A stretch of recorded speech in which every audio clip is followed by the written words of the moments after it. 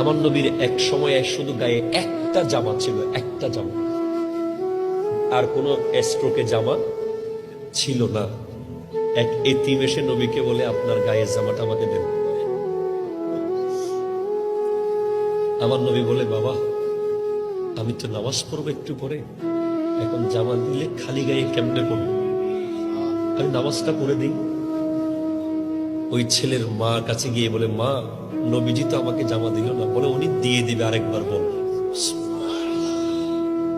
পরের বার গিয়ে যখন বলে, আমার নবী জামা খুলে ওই ছেলেকে দিয়ে দিয়েছে।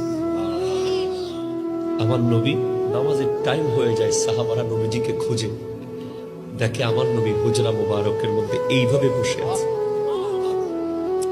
সাহাবায়ে কেরাম এসে দেখে গায়ে জামা নেই। আর আমাদের কত জামা, আমাদের জামা সিরিয়াল আসে না। আমার নবীর গায়ে জামা ছিল না। সিদ্দিক আকবর সব টাকা ইসলামকে দিয়ে ছিঁড়া জামা পরে বসে আছে। তো আল্লাহ বলেন, ফেরেশতাদেরকে সবাইকে বলা, আবু বকরের মতো জামা পড়তে।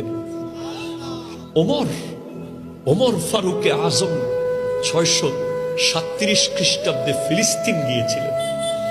যাওয়ার সময় রাস্তার দুই পাশে বিশ্বের বড় বড় লিডাররা সবাই দাঁড়িয়ে, যে মুসলমানদের খলিফাকে এক নজর দেখব, 22 লক্ষ বর্গ মাইলের শাসককে দেখব, কেমন হবে তার জামা, কেমন হবে তার ঘোড়া, কেমন হবে তার মাথার মুকুট।